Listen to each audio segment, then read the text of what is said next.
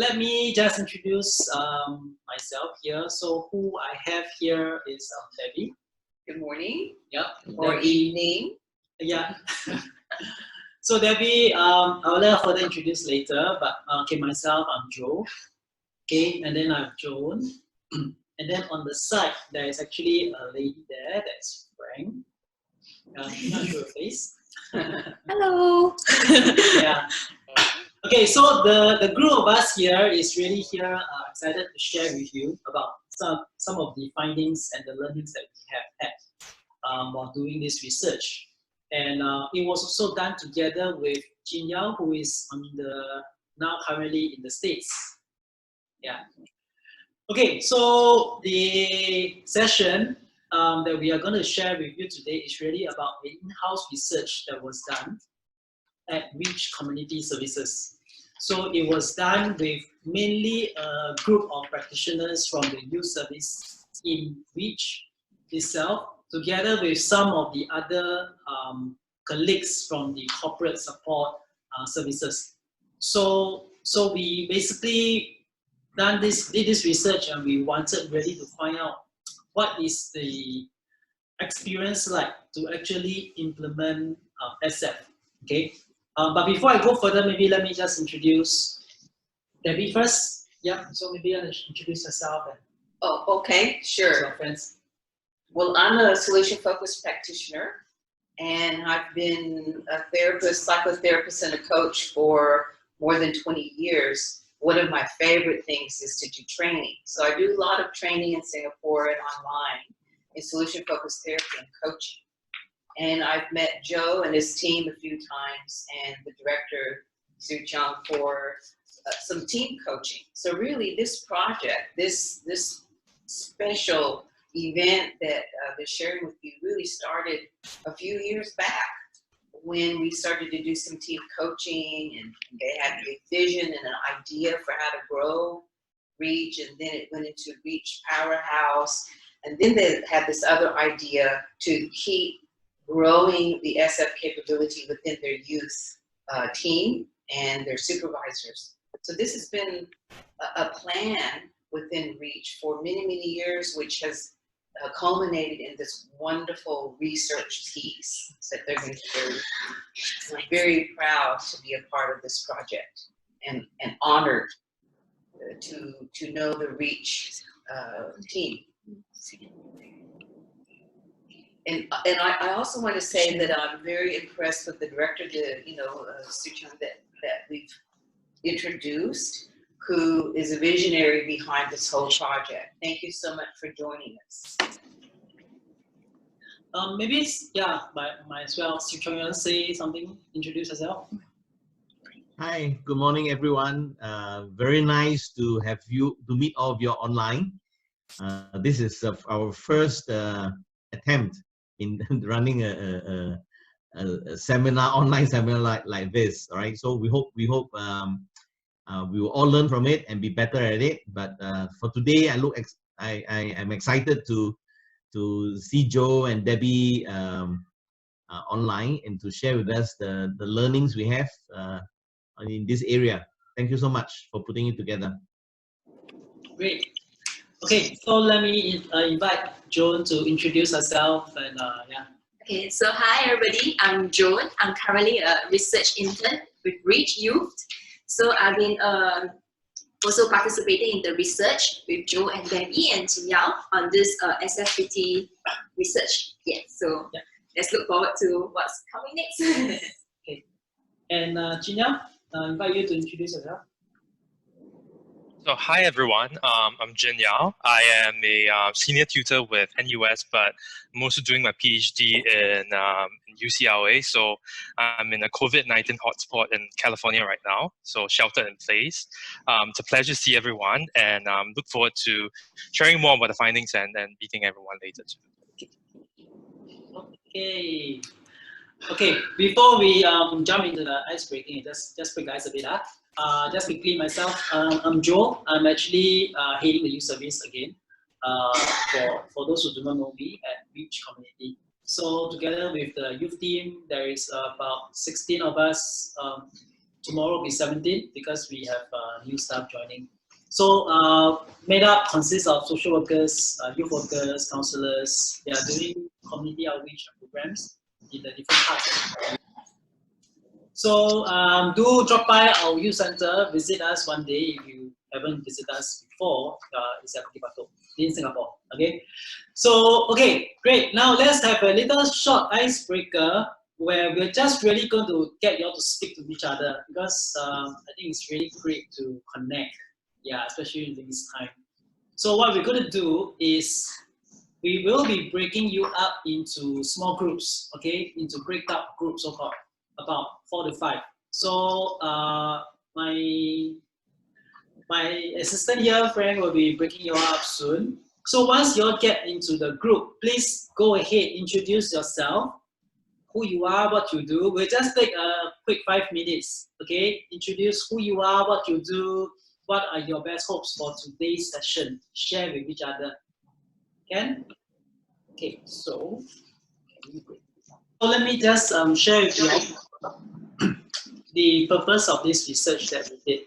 Okay, so the purpose of this research is actually a qualitative study that we actually did to understand the practitioner's perception of what is it like to go through the SF training and development. And then what we further hope or want to do is we want to look at the effect of the SF practice on their work. So, so later on, Danielle will be sharing a little bit more about the whole research, how it was done, how it was carried out.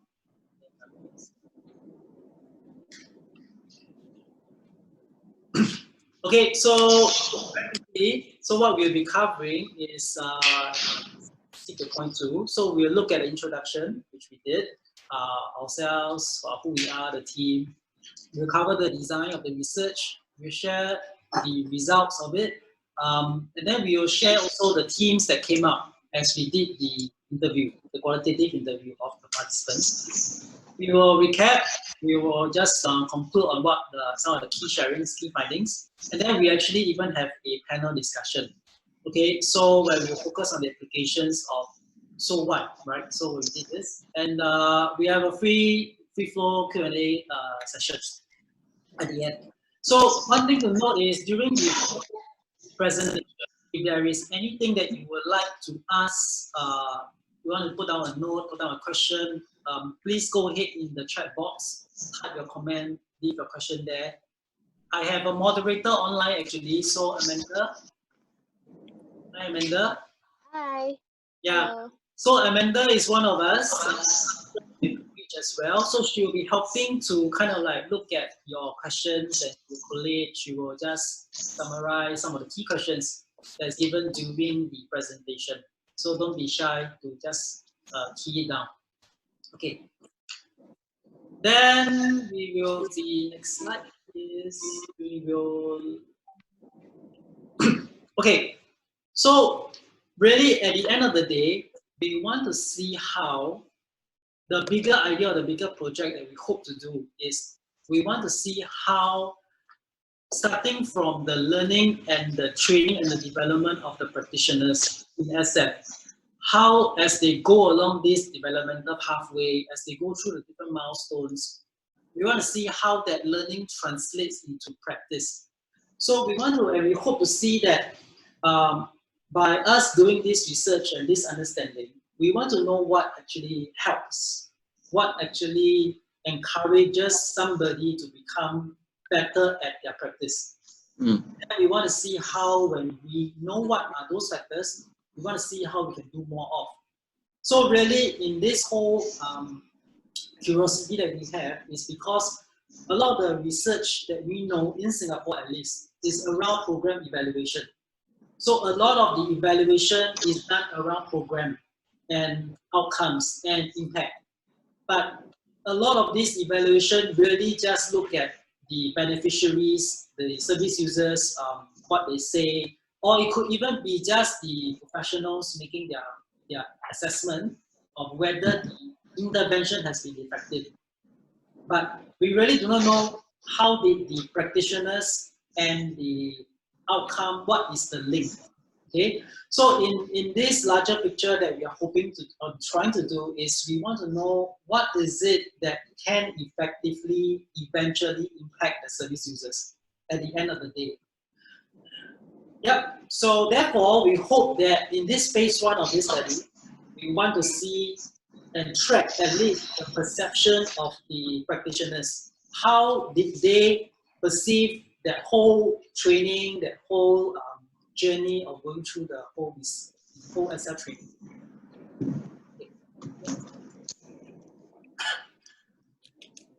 Okay, so this will be the 3 key themes that we actually came up from this research, which will be later covered and elaborated a little bit more. Okay, so mainly what are they? First one is that practice is necessary for mastery over SFBT, okay, solution focused brief therapy for short. Second theme is that all must be on board. Okay, and third theme is we want to see clients in coming back with their solution. We hope to do that, practitioners learn how to apply SF skillfully. So in this sharing, who it will be benefiting, okay, or who it can apply to, really is this group of people: direct practitioners, okay, yourselves, working with clients at the front lines, head of centers, because you'll be the one managing staff, managing people development, center managers as well, supervisors, for those who are directly supervising junior staff through supervision, clinical, direct supervision, because you really want to know what is it that you are doing that will contribute to the growth and the development of your people. SF trainers, the people who run training, like Debbie herself and many of your coaches, actually plan training programs, you conduct classes, workshops, sessions. So you really want to know at the end of the day, when you plan some of these things, how is it really being operationalized at the end of the day? How yeah. So next. Okay, now we invite Joan to say a bit more about the research methods. So hi everyone, we are back now. We are at the research methods. So before we even go into the research methods, we will just maybe invite Debbie to share more about the training, so the context and the process of training. Sure. Okay.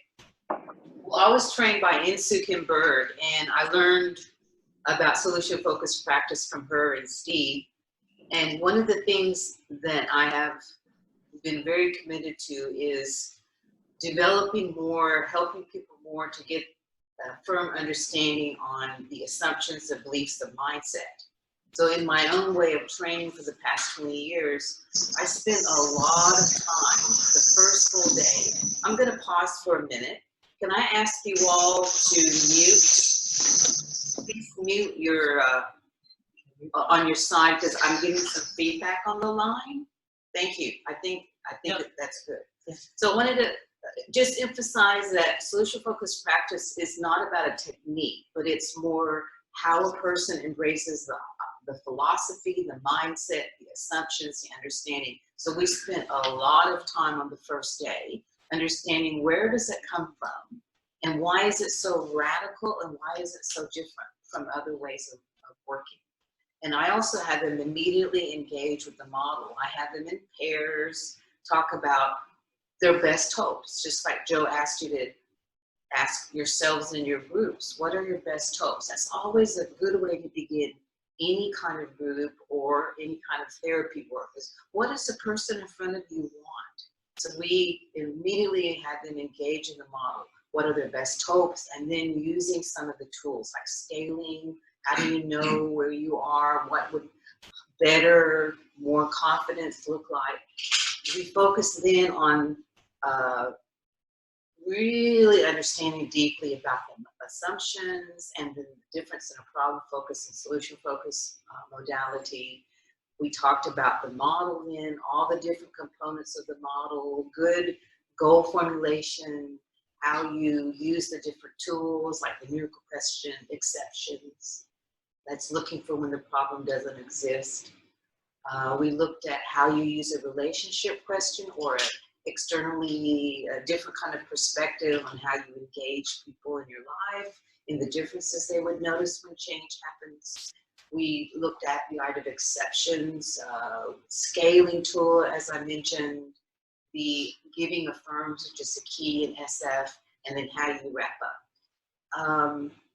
That was basically the foundations part one, is engaging in and learning and practicing. How do you do a first session process? Module 2, which is foundations part 2, is when the client comes back, how do you engage? So it's a different process. We call that EARS, E-A-R-S. So we elicit, so what's better, because we're interested in what's been better since the last time. A is, well, acknowledging, well, how did you do that? How did you make things better? And then reinforcing, making sure that the client has a full awareness and conscious awareness of what they did to make things better, and then we start over. And we talk then, the last part is, when clients come back, what are the different profiles of clients that come back? Sometimes they say things are better, or things are worse, or ideal, same. And so we looked at the different ways that clients come back, and then how, in a solution-focused way, do we adapt to those different client profiles. That, in a nutshell, is what we covered in the 4 days. And then we did each group, we divided the REACH team into 3 groups.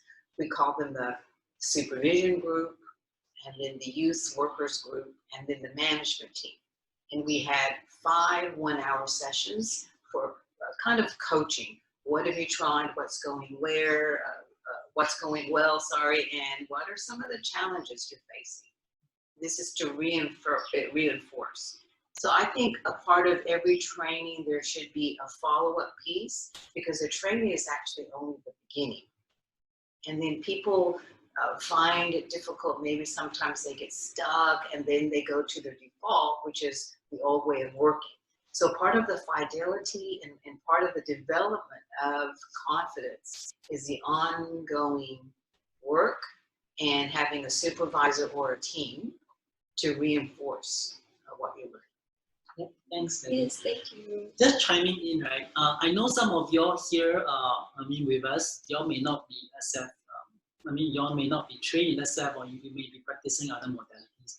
But I feel that one of the key things about this research that we hope to do is we want to see how the training, the learning, the development, and the application of actually, in fact, any modality, how when you piece these things and string it together, and how it impacts. So we are really very interested in, when we talk about the modality, so in our context is SF, when we learn, we train, we go through, we develop, and then we apply, what is the impact it has on the service users? So as just now Debbie covered, right, she was just really describing the whole process of the training in the context. Yeah, for us in this research piece, where who is on board and so on. So it's really for you to think about, okay, in your context, it may not be the same, in that sense, but really to think about actually how are we actually piecing some of these things together. And in this research later, when we share the findings, you can also ask yourself, in your context, when you do that, in your team, as an individual, as a practitioner, as a head of agency, how is it translating down to the ground? Yeah, and how does it impact practice? So this is really one thing that we hope to input and value add. Yeah. So now we'll move on to learning more about the research. So for this part, can we invite Jingyao to really explain a little bit more about how this research was conducted? Right, yeah, I can. So before I start and talk about how research was conducted, I have kind of like 2 themes that I want to focus on. I think the first one is looking at the importance of research itself and seeing it as an ongoing process. So the reason why we embarked, as Joe has mentioned, on this research in the first place was that we're interested in how practitioners interpret, understand, and ultimately implement SFBT in their day-to-day work. And it's going to be an ongoing process, because ultimately we're also interested in how this form of training on the youth workers and the social workers, therefore, down the road, would influence the beneficiaries and the youth themselves. So that's one. And I think the other important theme, the second theme, is that the importance of partnerships. So it's not been talked about enough, but Debbie, Joan, the team of interns, Joe, and I, we've been working together for the past few months together. And I think that's an important theme because there are many individuals from social service agencies here today. And I think for far too long, especially in the Singapore context, research has been shouldered by the social service agencies themselves. And many of the times, researchers go to social service agencies asking for participants, asking you guys to recruit for different research projects. But at the end of the day, I think the most important question to ask here is whether the research project and questions are ultimately relevant to the agency itself. And by involving the agency isn't just collecting data for the researcher, but very much involved in the process so that the findings can be useful for programs and services. So I thought I would lead with those two big pictures, kind of like ideas for the research. So let me share more about the conduct of the research, both qualitatively and quantitatively. So we did both interviews, and we also had some kind of database and statistics-based data from this study itself. So overall, we are really interested to understand how practitioners and supervisors who have gone through training and SF practice perceive the training and the effect of SF practice on their work. So the next slide. So the overall, the slide before. So the data consists of 16 interviews we conducted with the youth and social workers between December 2019 and February 2020. These were structured interviews, so there was a fixed set of questions, and they were conducted with the practitioners who went through SFBT training. So as with most data collection, analysis, and collection, there were a few steps. So first of all, we collected the data with the interviews with the youth workers after the training. So 3 of the REACH interns were involved. So Joan, together with Amala and Brian, were involved in the data collection. Second, they transcribed the recordings. Thereafter, they coded thematically what the codes were. So Joan and I did the coding before comparing the codes and themes. And then we finally involved Joe to identify and articulate the key themes and findings for this presentation and research. The next slide.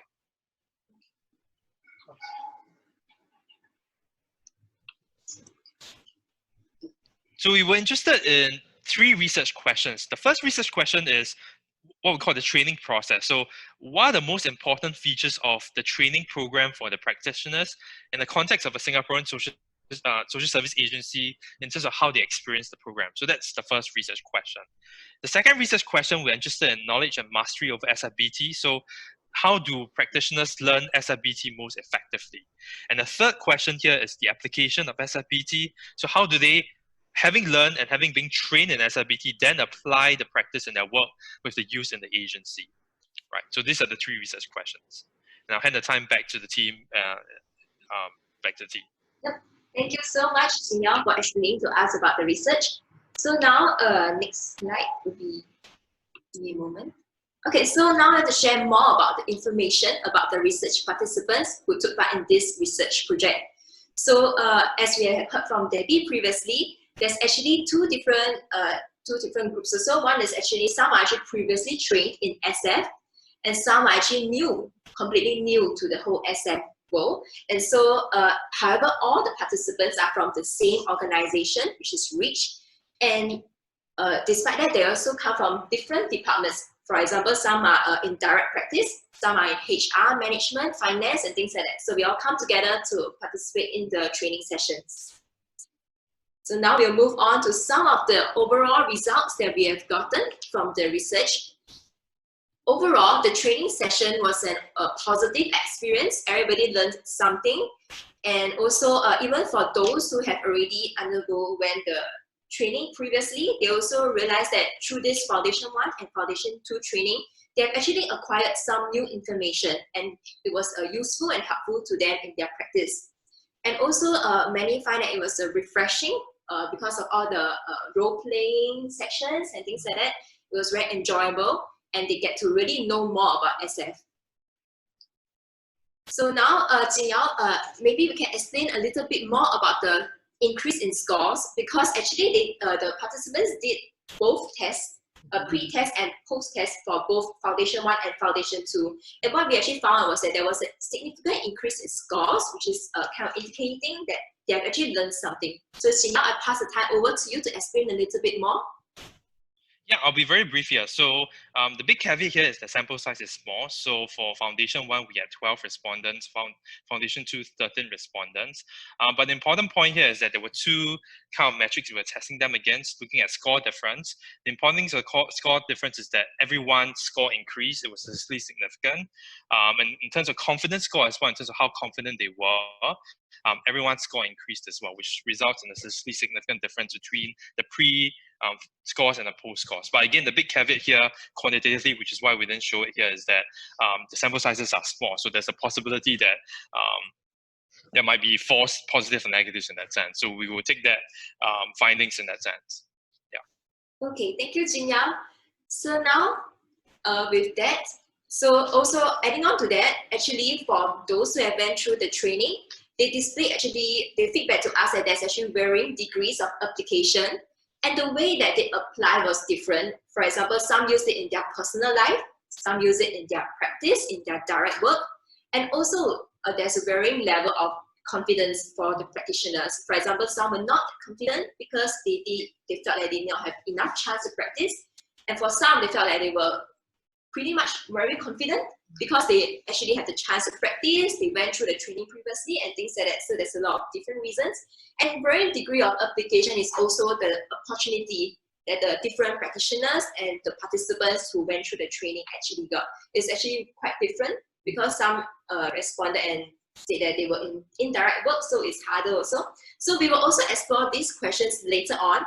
But before we go any further, we'll just start sharing with some of the teams identified. And the varying level of applications and also confidence actually leads us very nicely to the first team, which is the more you practice it, the more your mindset shifts. This is actually a quote by one of the participants who took part in the training. So it was shared to us during the qualitative interview. So what this team is actually really driving at is that for mastery over SFBT, practice is necessary, if not essential. So let's look at the quotation that we have gotten. So this participant shared that the more you practice it, the more your mindset shifts. However, one might wonder, what is this mindset shift about? Because it might be quite vague. But if you look at the whole conversation that we had with this practitioner, what this practitioner described as mindset shift was actually the ability to be solution focused instead of problem focused. The ability to look at strength and to shape the conversation in a way that is SF focused in the SF way. It's about the ability to do all these things. And we know that the ability to do all these things is actually essential to what we say mastery over SF. So how do we get to all these essential key points? Is that through practice, according to this practitioner. But we also see that this theme is actually echoed by many of the other participants. For example, for the newly trained participants, a few of them said that when asked about their confidence score, about how confident they are in using SF, one of them rated that it's either 4 or 5. Because 4 or 5, because there's actually he had some basic knowledge that's acquired through the training. However, this participant did not really say or give a point beyond 5 because he or she is not practicing it yet as much. And so he or she thinks that only with practice, then we can get a higher score or even pass the threshold of 5. And so another comment by another participant is that this participant is not very confident in using it and have the belief that it will come with practice. But we know that this is not just a sentiment that's shared amongst the newly trained. Even for the previously trained, they also see the value in having this practice and being able to have this experience of trying SF again. So, for example, this person over here said that the role-playing section actually gave him or her a chance to practice the framework. And having this opportunity to practice the framework was an refreshing experience. And it was able to help him or her recap the whole SF practice and the framework again. So actually, this ties in very nicely one of the observations. When asked about their favorite segment of the whole training and the one that's most useful or impactful to them, all of them actually, or most of them, maybe about 95% of them actually shared that it's the role-playing session. So when we asked about why is it, what's so special about this role-playing, right? So they were saying that it's because it gave them a chance to really stick to the SF, being in the frame of mind of the SF, and really use it in their practice. And also another interesting thing that they pointed out was that because this role-playing experience, this practice, actually gave them a chance to be at the position of the one on the receiving end of this conversation. So they were able to visualize and really feel when they are actually doing this conversation with their clients, how their clients actually feel. You know, it's no longer just from our perspective or like practitioners' perspective, but they get to feel SF, really feel SF from the perspective of the client as well. So this is one of the reasons why we really see practice is really important when it comes to mastery or SF. And it does not just stop at knowledge, acquiring knowledge, but in fact, to really master it, we also need to have the practice. It plays an essential role. And this practice is actually can be seen from the importance and how people view role-playing during the training as so important, because it's really helpful in getting them to really get down to the work. Yeah. So with that, yeah. Chip in on this part. Yeah. So this part really, I believe the application is really on the practitioner's end, right? So for practitioners who are new or even seasoned, right? So in agencies, we often don't really think about practice a lot. So really what we are often doing or used to do is we are just being sent for training, or we go for training, we go for whatever courses, whatever.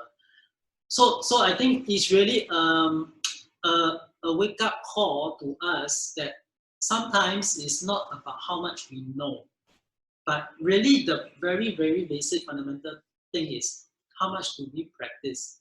I know it sounds very simple, but I think a lot of us here in Singapore context and agencies, we know that we don't really emphasize a lot on practice. Yeah, we really talk a lot about training, workshop, and the next, new framework, new whatever theory. So I think this first theme that came up really is for practitioners, even seasoned ones. Yeah, how much do we pay attention to our practice? And if I borrow Scott Miller's idea, deliberate practice, it's about that deliberate practice. How much do we put in, hone that skill set? Yeah, over and over again. So for new practitioners, really the confidence level, the mastery level is all about practice. Yeah. Can I just jump in? Yeah. So there's been mention of role play, and I want to clarify a little bit because I don't really like the idea of role play, but what we actually do are real life work. So when they're paired off for practice, it's actually encouraging them to work on something that they want to develop or grow, or something that they're struggling with. So if you're the client, you get this full, intense experience of what it feels like from the client's point of view, because you're actually working on something that's relevant for you. And when you're the therapist, you get the experience of what that is like. So actually you get it from both points of view. And the feedback has always been, there's benefits from both experiences. And that to me is a value for our program, because people often say these were the memorable experiences of having that first-hand experience of what it felt like to be asked the miracle question, which is one of the key questions. Because when you're a practitioner, you're really concerned, will this miracle question fall well? Will it be rejected? Can I do it well? But when you are receiving it and experiencing it, that's a powerful effect. So this is an important combination of what we did in this training. Okay, thank you so much. So we actually talk more about this during our panel session later on, especially the application part. How can we, now that this knowledge of these teams and things like that, how can we actually apply them in real life practices? So, but before that, we will just move on to the next theme first, which is everybody needs to be on board. It will be explained by Joe. So for this one, this second team. Okay, so this is, we really begin to ask ourselves this question is, why is onboarding important? Okay, onboarding important. So this was one of the quote and the experience shared by the individual. I think as a team, like, cause with different people have varying beliefs in SF, it's quite tough to move forward as a team to really buy into this. And I think we really want to buy into this. Everybody needs to be on board. And I think some people view it negatively or not, others will affect. So I feel that one of the things that we learn from this research, right, is that there is a element of the team dynamics and peer influence when we talk about mastery, when we talk about really developing as a team, as an organization. How do we want to level up in terms of our practice? So it's not just like random sending people one by one, or sometimes, because in our agency, in our context, we all know that going for training, going for development and all this is a challenge in terms of time and in terms of finances. So this team or this point that is coming up, right, is really for those who are head of agencies and HR practitioners, for us to think about when we already have got so little resources, constraint of resource and all, and we are sending people for development and trainings and so on. Have we ever considered that when we send them and when they are in the whatever journey, whatever training, but they are just really 1 out of 10, 1 out of 15, in the department. When they come back, whatever that they learn, they could be super enthusiastic about what they have learned. But think about practice, right? So I go back to the first point. It's about practice, not about what you know. So when they come back, there is a certain dynamics that's going on in the team, in the organization, from the individual's point of view, how they are perceiving the whole entire team, applying or even agreeing with what they have learned. Because unless the individual is fully assured that it's a everybody on board kind of situation, the confidence to actually apply in their practice, the confidence or even the courage to try, and knowing that they may fail, remember, because they could be new, right? So these are factors that came up for us when we actually did this research, that it's not just so straightforward that things move linearly. Okay, I send one by one and they come up and they add up, and over time my organization or my team just automatically level up. It is not. So there is a dynamics that is involved in a team and an organization level that we need to consider. And also for head of agencies, team managers to think about, when we send people for learning, for development, for training, how do the organization or the team actually learn as a whole? So it's not just about the individual learning, but it's how do the organization learn as a whole, organically, as one body. So yeah, so this is really one theme that I feel is important that we found out, and what strategies are also on board for people who maybe as a whole, like in this context, as an agency, we want to embark on this, right? But there could be individuals that is not ready to come on board, but they are part of the team, right? I'm sure a lot of organizations face this. The whole organization wants to embark on this, but there are, of course, unique individuals, differences, different levels of experience. So not everybody is ready to jump on board and go full steam with you. So what do you do? Okay, what do you do as managers? What do you do as team leaders? How do you manage those who are so-called struggling, and they're really struggling, and so they maybe even exhibit certain signs of resistance, right? So therefore, this team, to us in this research, we found that it's really critical and crucial that we cannot pretend it doesn't exist. Yeah, because we are looking at individuals who are unique, right? I don't want to take over too much. I think this is a really important theme, and I want to comment on this a little bit, because the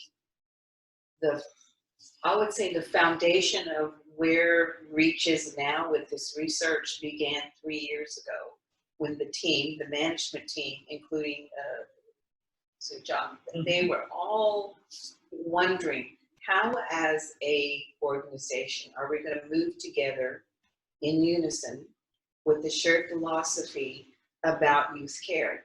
How can we move together with a similar mindset and approach to youth care that will not be in opposition or not be different? How do we move together? And I remember there was a lot of agony about how do we do this? How do we respect different people's philosophy or different people's philosophical approach or desire to work with youth? Yet how do we work in unison? You know, same but different. And this was something that over a period of many months, and I would say actually years, where they put their heads together to try to figure out, and it kind of culminated in this decision. And it took a lot of work, a lot of respecting and listening to team members about what does it mean to work with the same mindset. What does that mean? And I think part of where they got to was being respectful and giving the different Reach staff an opportunity to talk about what that meant for them, that it wasn't a disrespect of their model, but it's how do we think in tandem. And I just want to highlight this is an important part of what makes it work so well now, is that everybody is on board with what does it mean to have a shared philosophy. Thank you so much. We'll elaborate more on this on the application later on as well in the panel session. So now we'll move on, last but not least, to the last team, team 3, which is that practitioners need to apply SF skillfully. So just to clarify this, apply SF skillfully actually is more talking about, you know, the tools that we use. For example, miracle questions and the scaling question, all this. So we are not just applying these tools, but we are applying them skillfully. We will look for our cues, for prompts to apply at the right timing so that we can maximize the effectiveness of it. So firstly, before we begin, these are some of the feedbacks that we have gotten from the interviewees about how they perceive their role as an SF practitioner. So they say that it's actually believing that the individuals already has a solution in them, or they're able to reach a solution. And then it's about how to really journey with them, lead them, and to find a solution that's in themselves together. However, before we can even embark in this journey, one thing that was actually one of the crucial themes was that the theme of hope actually appeared. So before everything can happen and process, it's important to help client to journey with them to see this glimpse of hope so that they can come up with solution. So in this quotation here, we can see, yes, we are trying to help the client to really see these resources by talking about the possibilities, the strengths, the hopes. And in that process, in that conversation, it actually gives client hope. And from there, as I underlined over there, from there, only when they start seeing the hope, that we are able to come up with the solutions, we can help, you know, together journey with them, the clients can come up with the solutions as well. So you really see the power of hope in SF, in practicing SF. And this is also echoed by another practitioner, which is another different practitioner, who also said that, and when clients start seeing hope in situation, they'll be motivated to work towards the goal. So it's really starting the power of hope in this conversation. So as SF practitioners, the response was that they actually work with clients and inspire hope in them, and it's a prerequisite for clients to come up with their own solution. It's like a starting point. From there onwards, then we work towards the bigger picture, other things. So another thing is that how can we, you know, as practitioners, inspire and journey with clients to see this hope then? So some of them actually say that it's through the applying of tools, for example, asking certain questions, the miracle questions. And this is actually one of the also response, one of the quotation provided by this practitioner who actually managed to use SF in his or her practice. So really up to you. So I've used it in the first session I met with a client. It was useful because we were about half an hour in, and he just spiraled really, really down and really, really deep. So that's when I decided it's time. So I sprung the miracle question on him and it worked. So for a few minutes before he started spiraling again, but in that moment he saw hope. So it's a powerful moment in that moment when, you know, it's half an hour in, it was just spiraling and spiraling. But being able to ask this miracle question at the right time actually helped the client to see hope. And also, it shows that it's not just about asking the question. It's not just about asking the miracle question, but it's really about when we ask it, how we ask it, and it's a technique, not just technique, but also the skills in asking these questions. So this is also shared by another practitioners who managed to use it. So I tried it with one of my clients. The client was very negative about her situation. I think when I first tried it, it could not break out of the problem cycle. And so left it as that because I thought it was at the start of therapy, the relationship. Then 1 or 2 questions down, I tried it again. Tried to do the miracle picture thing. It was quite useful. And I think she was a bit reluctant to go at first, but after much persuasion, she flowed along. And eventually, this client was able to imagine a better situation. So once again, you see that it's not just applying the question, but really the timing, technique, and skillfulness in applying these tools. So I think this actually leads to one learning takeaway we can get from this is that when we look at really how do we enhance our practice, our SF practice, there might be actually things that's more subtle that we actually can catch. For example, learning to look for cues, the prompts, and all this is actually happening during the conversation. So maybe during supervision even, maybe what we focus on is not just, for example, how the session went, but really digging, really looking, examining, analyzing how the conversation unfolded, and really focusing on these different parts, all the different prompts, and really learning how we can spot them and utilize, just to maximize the effectiveness. So would you want to share more? Yeah. I felt that one of these so-called application in our context, right, is in Singapore. I think subtly we are all very caught in a system where a lot of emphasis is about case closure. It's about getting cases unstuck so that it can move on, so that we can have case closed. It's also really a lot about talking about case discussions, right? So a lot of the supervision that I noticed that is in this sector is really a lot about talking about cases, helping caseworkers or practitioners to move on with their cases. Not that that's not a good thing, but just felt that what we could, especially for supervisors, right, and for the seniors guiding the juniors, is one thing is now you can think about is how do we not just get maybe hung up on just talking about cases, okay, talking about, but really zooming in to help them to fish. Okay, so it's really helping practitioners to fish, teaching them how to fish, not fish for them. So it's really zooming in on those cues. So like these examples that you heard, right?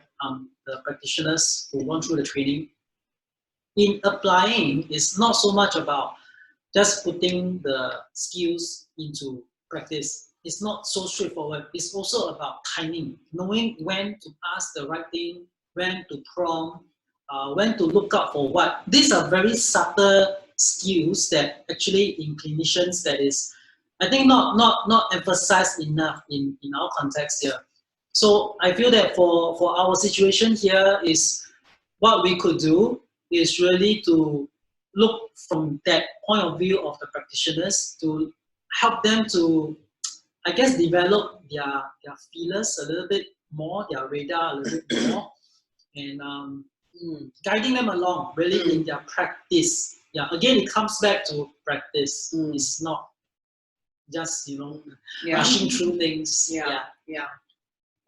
I'm dying to say something. Can I say? This is one of my loves, is supervision. And I think, if I understand what you're saying, is it's not so much the emphasis on the case management, but it's on the development of the practitioner. And this is something that I have really gotten interested in my supervision. It's the who of the practitioner. And when we talk about solution focus, the techniques, and it's all about the technique. Actually, it's less about technique, and it's more about helping the clinician trust their instinct, trust themselves, develop confidence. Because the magic is not in the method. Solution focused practice is not a method, but the magic is what happens between the clinician and the client. Youth reach, youth workers and the youth. It's what happens there, and it's the belief. I mean, time and time again in these stories, I'm hearing that the clinician starts to have a belief that, hey, maybe change can happen, and I want to help facilitate that.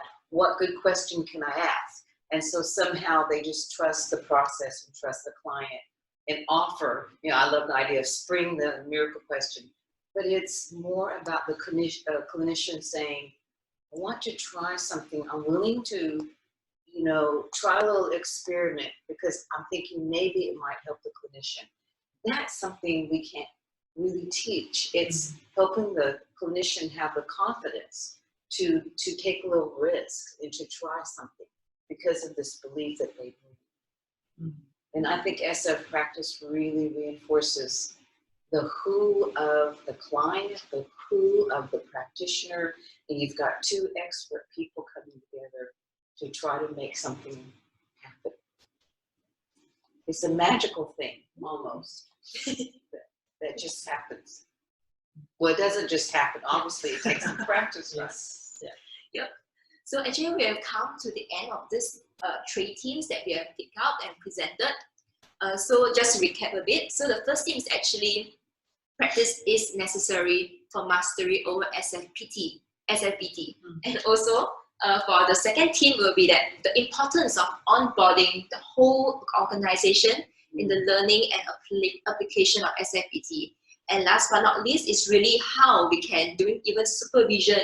It's not just about case management, but really helping with the supervisees, the practitioners to really identify. So as what Joe has said, it's not really helping them to fish, but really teaching the process of fishing, the experience of it. So with that, we actually now have a short break time for everybody. So there will be a 5-minute break, and after that, we'll come back together for the breakout room again for some smaller sharings and discussions. So please feel free to. Maybe during this short 5 minutes break, can you all really be prepared to come forward and share? So I really encourage those who are able to show your face, give us questions. It's not meant to be a lecture here, right? So it's a sharing and interaction. So come back 5 minutes time, hopefully with some thoughts and questions, Ken? Right. Okay. Love to hear from you. Thank you. You can stay online. We'll resume in 5 minutes. Thank you. Welcome back, everyone.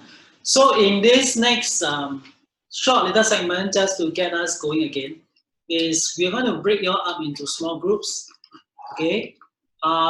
Where you will be actually sharing with each other your key takeaway.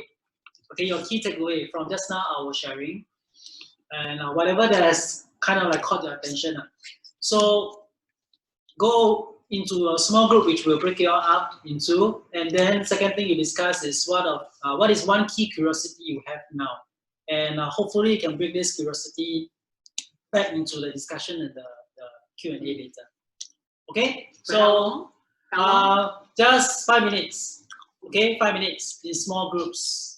Okay, okay, Frank, you can break them up. Everyone back. Okay, so for this part, we thought that maybe it would be good to hear some of your voices. I mean, we have been talking.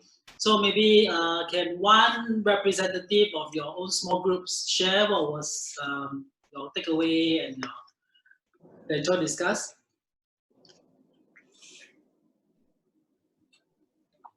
There were, I think, 8 groups, right? Yeah. So just here, pick one from every group. I think I'll go first. Yep. So my group and myself, I think our biggest takeaways that we shared was definitely number one would be how to look at like the certain cues and prompts rather than how the session went.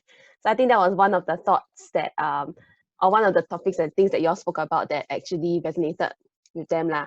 And then another thing is also like to also focus on, since we spoke more like the focusing on moments in the convo rather than like how did the session go or like how or what was done well. Yeah, so that was one of the main takeaways.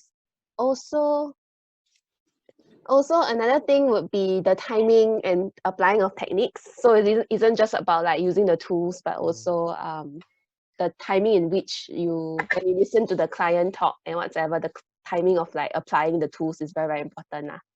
Yeah, so those were one of the biggest takeaways for my team. Okay. Thanks, Amanda. Thank you. Someone else? Team 3. Okay. Okay, so Team 3, I find that the common theme of what was shared most on our takeaway was how when an organization send people for training, right? And then when people are sent, let's say in a group, and they come back, right, they have more of a common idea on what the theory is. I just feel like there's a more platform to bounce off ideas, and people generally are on the same page when they communicate. Yeah.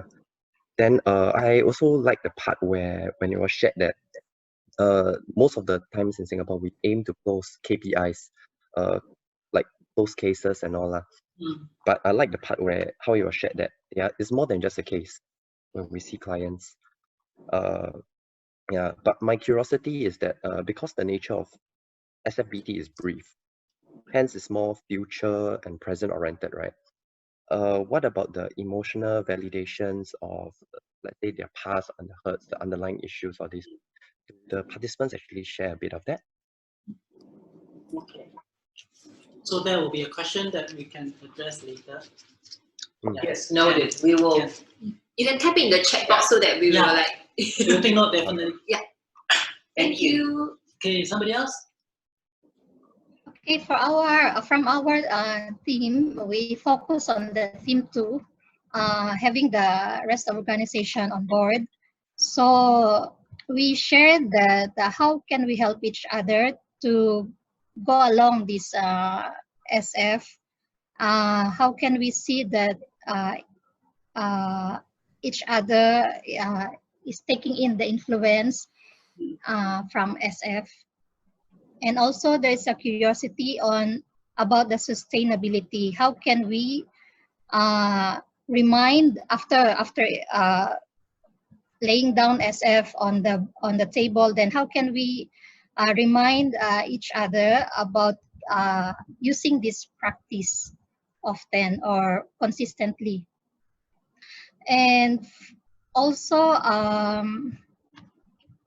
what I also see is that for us to influence the rest of organization to use SF, we must also answer the need of the individual practitioner, the need to be assured that SF will make me a better person or a better practitioner or a social worker. Yeah. So that I will enjoy my working experience while using SF. Okay. Thanks. Yeah. Answer to that. You can type it in if you have a succinct question to it, then we can pick it up later during the Q&A. Okay. In the chat box. Yeah, in the chat box. Yeah, so we can answer it to it later. Thank you. Nice to see you. Somebody else? Okay, I can go ahead. One of the takeaways when we know when we ask the different SF questions, we are more intentional in asking them rather than when we are asking them without knowing it. So familiarity of the SF questions is crucial and important. Yeah. Two questions that our team have asked. One is the curiosity to find out more about SF questions so that we can know how to be developed in that area. And another would be what's the involvement of HR and finance when they attended the SF training in REACH. Okay. Yeah. Actually, all these are really great questions, Yeah. but we really appreciate it if you can type in the chat box because we might actually forget, you know, the answer. But we want the answer to respond to all the questions, so it'd be great. If not, Amanda, you can help us to take note and type it in for us. Okay. Next, anyone else? Another group?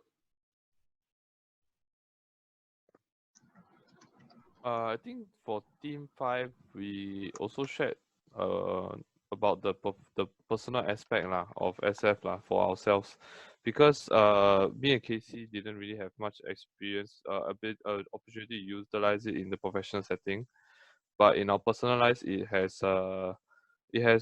do see some benefit I think with Casey with his kids, and then for myself with my own outlook yeah. And we also saw significance in the timing of the miracle questions, like the timing as to when the tools are used, not just using them blindly all that. Yeah. Okay. Thanks, Anderson. Mm. Is there a last group?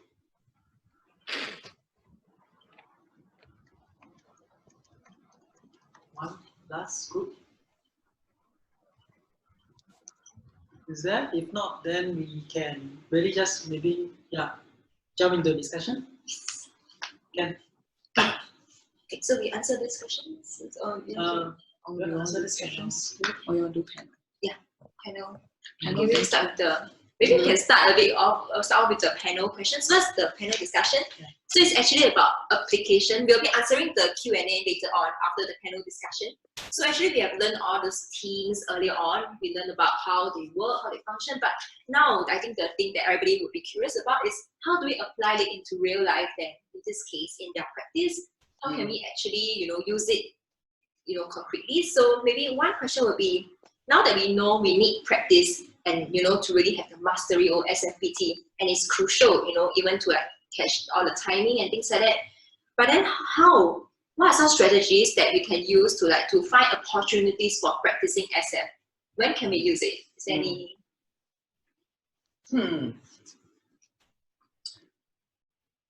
Well, I think in the training, when you have the follow-up sessions and we ask what's been going well, people will tell me that they would have a conversation with their parent, or if they're a parent with their child, to experiment with an SF conversation. And then they were so pleased that, hey, this is really powerful. So that's one way to practice. I'm sorry for family members and friends, but that's one way, is to tap into your normal network of family and friends and think about questions. And it's really the who you bring to a conversation. It's the question you bring. How can I help? What might I ask, or what might I say in this situation? To bring your inquiring mind on what kind of question I can ask. That's one way, is in conversations that abound, how you bring your own SF mindset. And start experimenting with those questions and seeing what you learn about yourself and learn about practice, the SF practice. That's one way. I think for me is a bit like learning how to, as babies learn how to walk, right, before they run. So I think it's very similar. So in terms of learning SF and applying SF, it's really taking small steps. Yeah, and actually in SF itself, it's also really about taking small steps. And it's also trying those small steps in our current context. So like what Debbie said, I agree totally, because that's been my journey actually. You try with your colleagues, you try with your family members, you try with yourself facing or encountering situations. Yeah, so it's about just practicing in those little contexts before you expect yourself to do wonders in a crisis situation with a client. I mean, I don't think it works like that. Yeah. So it's really about practice, yourself experimenting, and then in real situations when it comes to, then you know how to kind of like connect. Yeah. I think just adding on a little bit more to both the points. Yeah. So you mentioned that it's actually you can even like try to use it with like friends and families, right? So actually I recall from one of the interviews that was conducted, one of them actually shared that even though he or she is not really in the direct work, so working with clients, but he or she actually managed to use this SFBT with the friend. So one day the friend was just sharing with this person, like saying that, oh, I'm having some issue at home and things like that, and it was just being very downcasted and all. However, this colleague of ours, so actually used SF questions. So really like engaging, and then after that, at a certain point, she used like, oh, are there any exceptions to this when actually things were going well, and also the miracle question.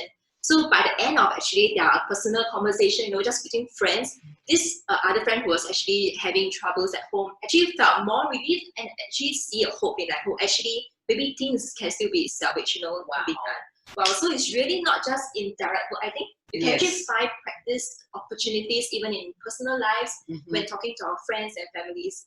So I think it really echoes to that. Yeah. I mean, in a very, very small way, I remember in the early years when my husband and I were learning this, and like at the grocery store, you're seeing the checkout person, and they look haggard and tired, and the customers sometimes are rude, maybe. And so I remember my partner saying, this must be a real challenge for you dealing with difficult customers. I'm sure you see that all the time. And the checkout person smiled and was, oh, you get me. And it's just a small little way in which it's like, how does SF show up in the everyday? It shows up in how you, in that 1 minute conversation, how you affirm that person, how you acknowledge the difficulties. That's what it means to be have a solution-focused mindset, is looking for what's going well, looking for how you can elevate people, acknowledge their difficulty, and try to give them a sense of hope. I think that's SF in the everyday.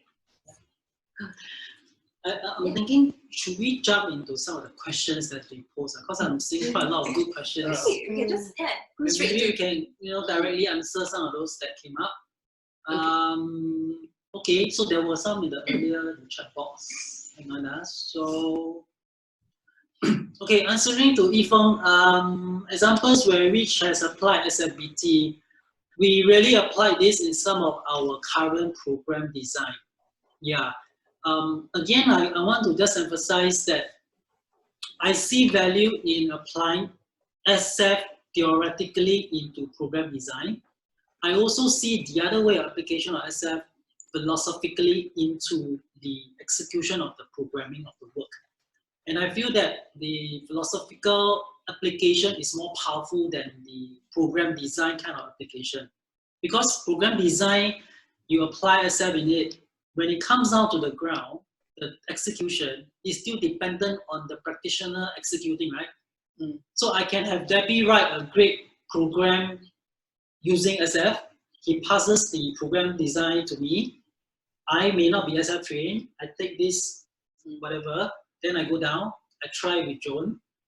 It doesn't translate like that. Yeah, so I would pay more attention to the philosophical application, which is really the practitioner. That's why I feel this is where we are zooming in on, is on how does someone internalize SF, internalize that modality, whatever the approach is, and then applying it on the ground. It comes out in many, many ways, actually. Yeah, so that's to Yifeng. Blending, and you also asked a follow-up question, blending, crossing in reflective practice. Yeah, sure. We know that certain places, like example, we go in the prisons now, they are so big on CBT and MI that they put down in the expectation must include CPT and MI in our so-called proposal and program design. So yeah, we added in.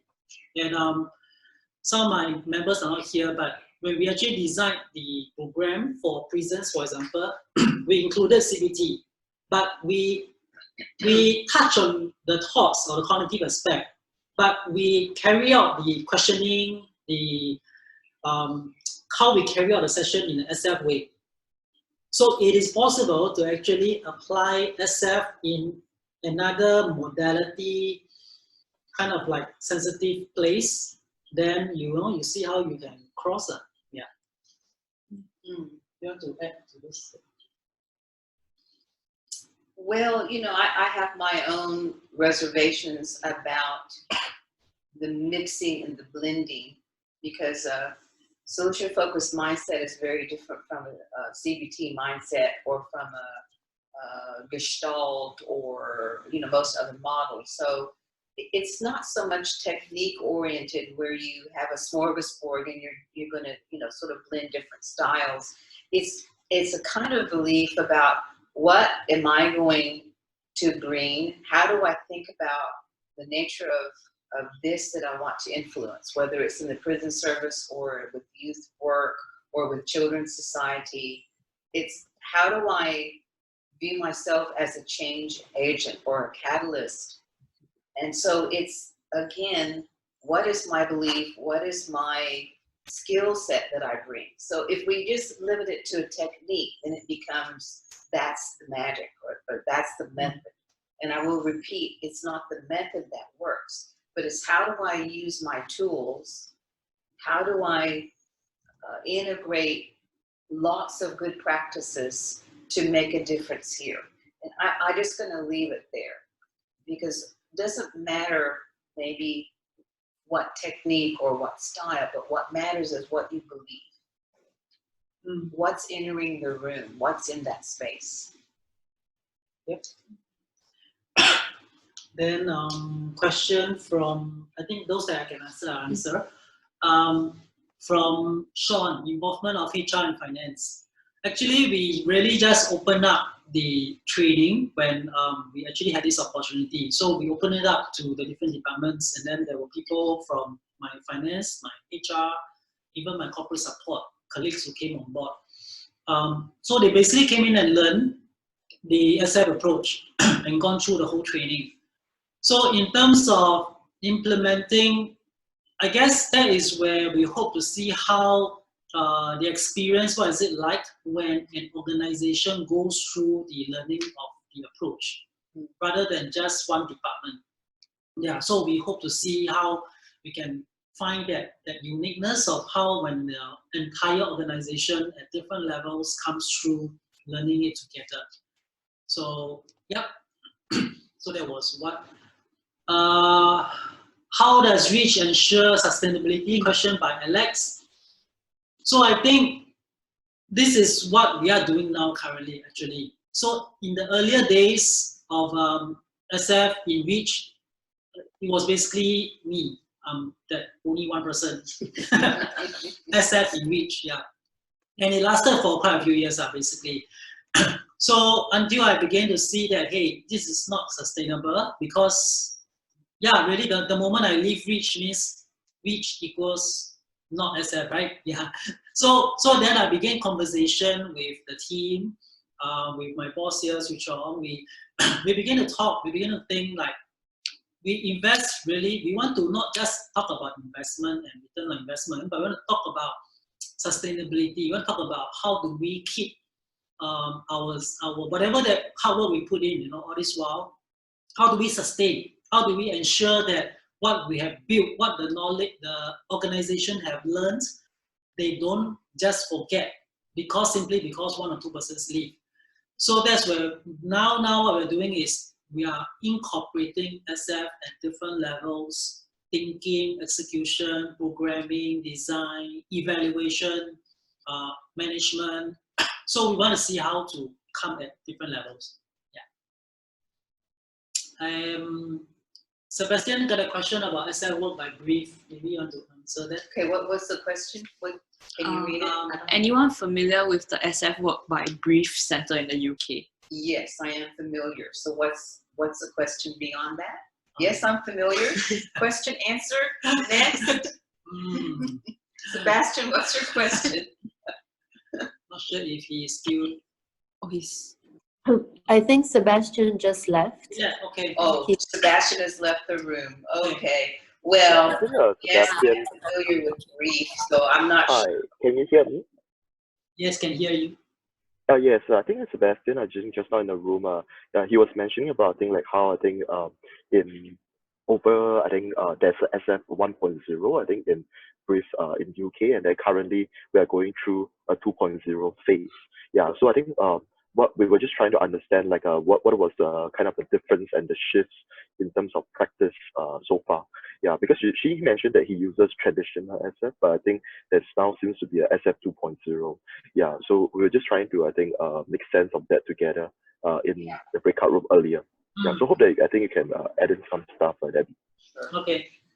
That's a very big question, and there are articles, and this was led by Mark McCurgo, who wrote an article, SF 2.10, and there's been lots of discussions around that. I think the main sentiment of that 2.0 is that he's trying to chart and document the changes that he feels are happening within the model and how different people are incorporating or altering things. And there's another school of thought that the model is complete and you don't need to change or you don't need to alter. So 2.10 is Mark's attempt to, in his view, document what he views are changes and what is different from the original model. And again, he's just trying to document that. Whether or not he's advocating that this is what it should be, I don't think is the sentiment. There are different schools of thought. In Europe, Insu and Steve were much more embraced, and there have been ongoing shifts and developments and sort of alterations within the model. I would say in the US, there's more of a purity maybe, or more of an allegiance to the original founders, Insu and Steve. So maybe that's enough. You think is that enough to address your question from your group? Yeah, I think so. Thanks a lot, Nebi. Yep. So, next question. We'll answer Kenneth's question later. Yep. Answer you later, Kenneth. Room for growth or development of these techniques. Do you have vision for the future of SF? Felicia, maybe can I invite you to elaborate your question a little bit? Hi, so I actually don't really know much about SF because I'm an undergraduate, but I was just curious as to whether you have any idea of how SF will look in the future, or if it will grow or if it will change. Are there any gaps that you identify now that can be improved on? Yeah. Okay.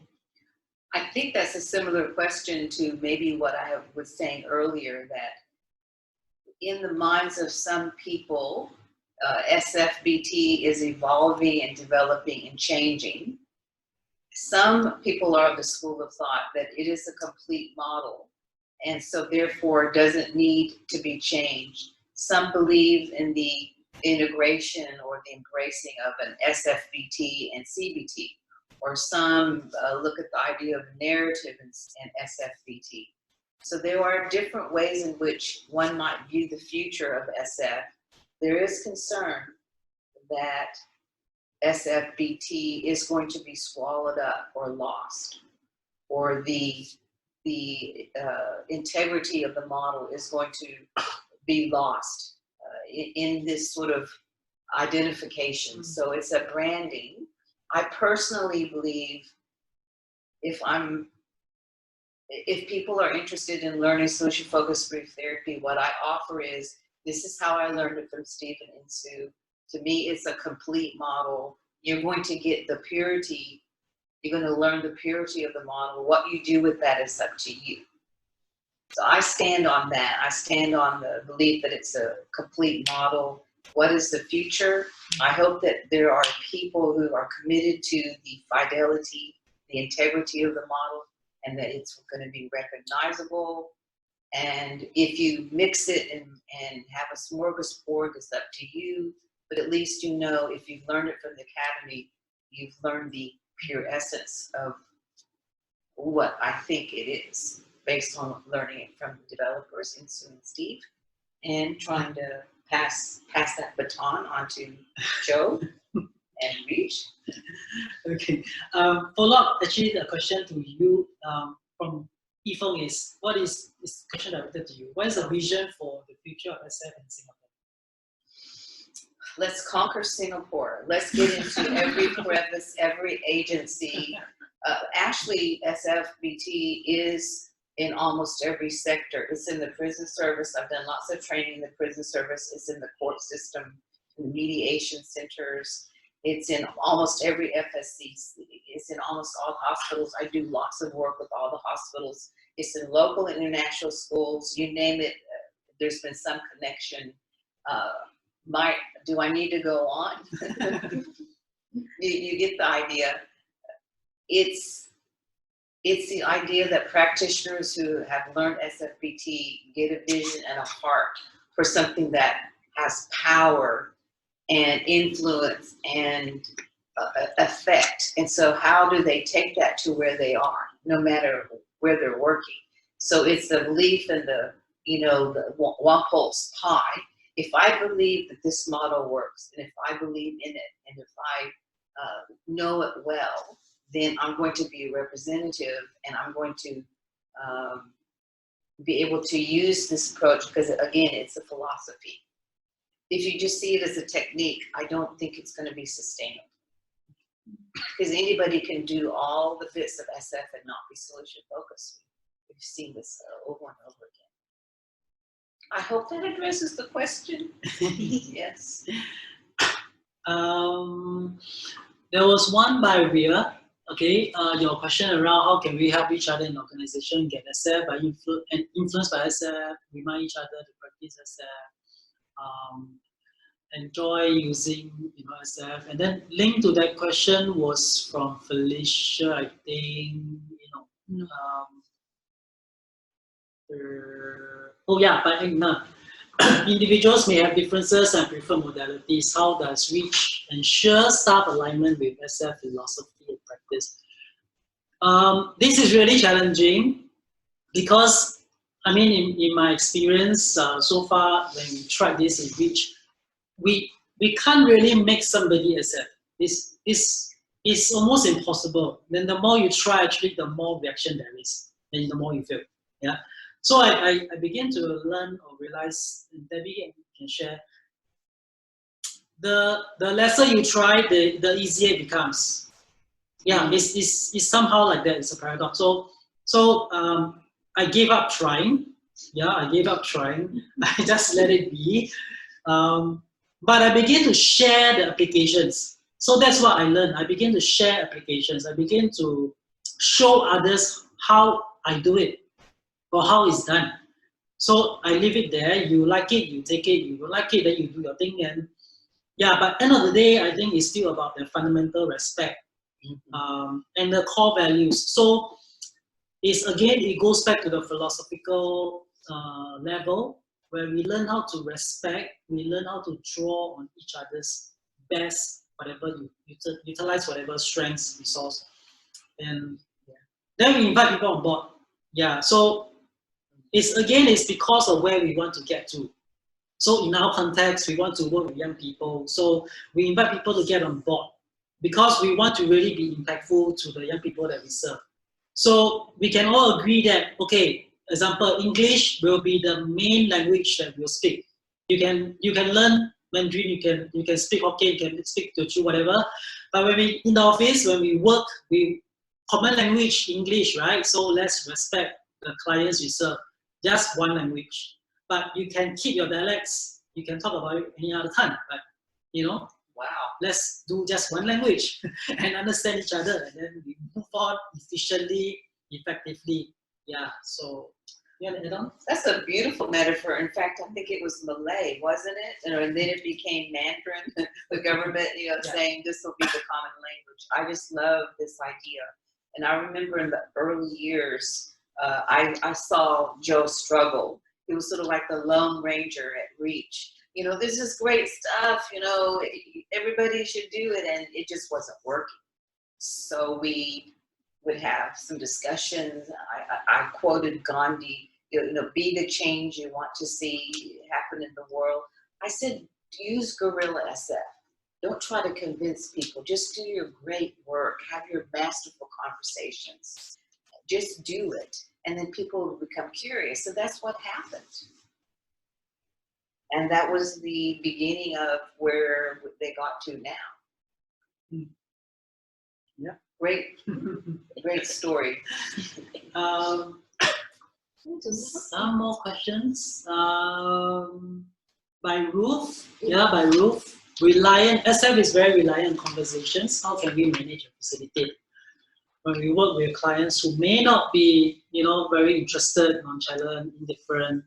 Yeah, I think all the more because there is that piece where SF is about the position of the practitioner. It starts from the mindset, then it comes out in the languaging.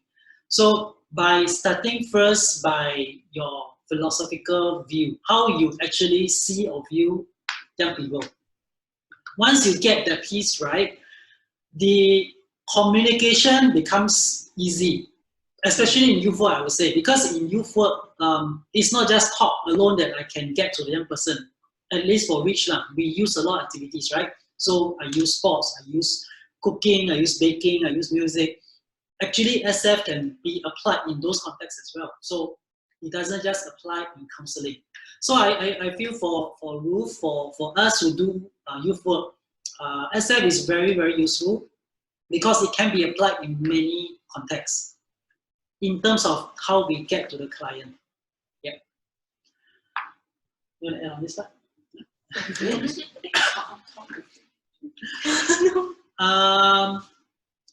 Second last, I think. This one. What might be a good framework? What might be a good framework to debrief or reflect SF practice after a session so as to develop our SFBT skills? Maybe you want to answer that? What might be a good framework to debrief? I don't know that I understand that question. Maybe Wei Ting, can you elaborate that question a little bit? Are you there, Wei Ting? Yes. Okay. So I think just now there was a sharing about how it's not just looking at how the session went, but looking at more of the cues, the prompts, etc. So I think when looking back at a session, like doing a reflection of the practice, what should we be looking out for that will be helpful? Because I think SF, we can look at the techniques, we can look at whether the practitioner had that philosophical, like holding that hope for the client. We can look at the languaging that's being used. We can look at these moments that the client we may have come in to ask certain questions and what kind of questions. So there's a lot of angles that we can review our practice on hindsight. So I'm just wondering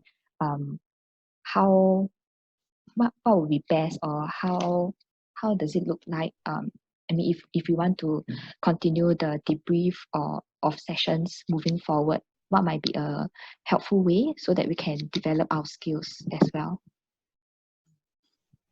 So if I understand what you said, you wanting to know how do you develop your ongoing practice in using SF with clients. Did I get that right?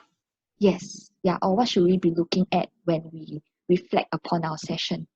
When you reflect, so it's back to you as a practitioner. Is how can you continue to develop? Okay. And the interactions with clients. Is, well, some practical things is Joe and his team offer monthly, or I think it's quarterly, peer supervision. So it's a chance for practitioners to come share what they're doing, get encouragement, hear what other people are doing. It's a kind of case presentation time as well. Also, there's a Facebook where you can post questions. I think what you're describing is the importance of every practitioner for ongoing reflective practice. What have I done? What do I like about what I've done? What do I want to improve? What are the certain aspects in my practice that I want to learn better? So one of the things I'm working on is the who right now. That's the theme you hear from me, is what is it that I bring? What attitudes am I embodying the attitudes. I think reflective practice, reflecting on what you're doing. Again, it's not just the techniques of SF, but it's how do you think about the person in front of you? How do you become an important catalyst for change? So these, I think, are ongoing reflective kind of practice questions. Also, the technique, there are lots of things you can read, lots of things that you can watch. Ongoing development is a key, getting with other practitioners. So now you've got everybody in this group who might become a resource for you. And also maybe adding on, we think one experience that I had, in the journey of learning and practicing, is to actually break down what we meant by being better in our SFBT skills. Because at some point in time, I was also quite curious, how do you become better? Yeah, how do we become more proficient in our clinical skills, right? So, but really, if we are able to break down that whole understanding of what does it mean to be better, if we could break it down, chunk it down, to be better in SFBT or SF could be asking good questions. To be better in SFBT could be really about how can we connect. And so we chunk it down, and then when we chunk it down, then we focus on what we want to practice, and then we practice it. So it's about chunking it down, setting some goals, getting to the right resource to that part, and then practice, and then reflect, and then keep going. So I think that helps for me, yeah. Thank you. Thank you for the question. It's a good one. Yeah. Just taking a bit, one last question maybe to Ruth is, how is SFBT different from Positive Youth Development Framework? Good question. Good news is it's not different. It's really just the same coin but different sides.